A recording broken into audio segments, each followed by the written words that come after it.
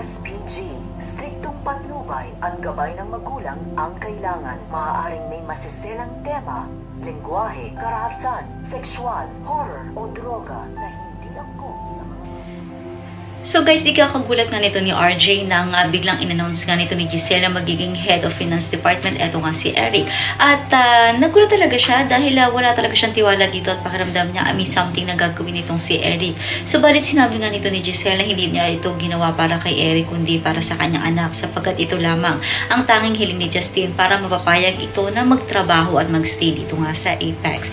Ngunit ngayon natuwan-tuwa si Justin na nakapasok na siya sa loob ng Apex at sa buhay ng mga tanyag ay hindi daw niya ito gagawin para sa kanyang lolo kundi para sa ibang bagay. So isang malaking kalokohan nga yata talaga ang gagawin ng mag-ama nga Justin at eto nga si Eric.